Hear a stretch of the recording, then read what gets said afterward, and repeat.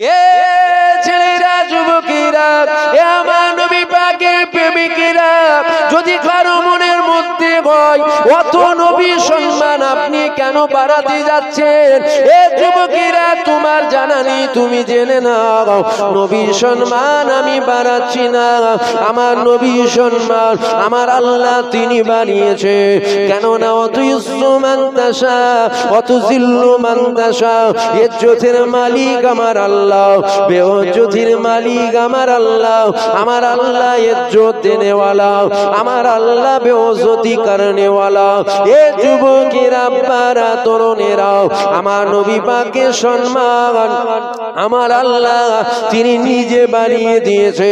আমার আল্লাহ পাক কতটা বাড়িয়েছে দেখো।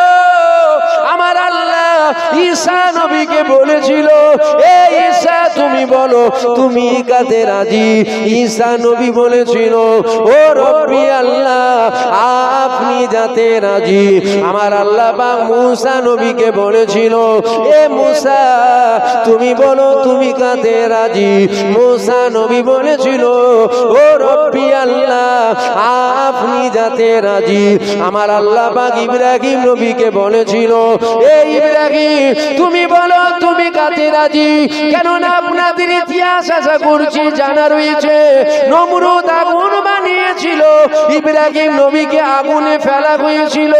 তবে এখানে মনে রাখবেন, নমরুদের ঘাড়ের মাজান নয়, ইব্রাহিম নবীকে আগুনের মধ্যে ফেলবে।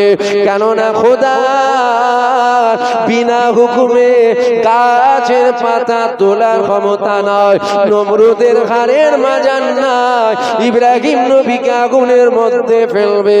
এ যুবকেরা, বারা তরুণেরা, হযরত জিবরাইল চলে আসলো, ইব্রাহিম নবীকে সালাম দিল। ইব্রাহিম নবী জবাব দিয়ে দিল। ইব্রাহিম নবীকে জিজ্ঞাসা করেছিল, ও নবী ইব্রাহিম আপনি বলেন আপনাকে আগুনের মধ্যে ফেলা হচ্ছে, আপনি যদি বলেন আমি আপনাকে ধরে নেব। ইব্রাহিম নবী বলেছিল, এ জিবরাইল ডিস্টার্ব করো না, এখান থেকে চলে যাও।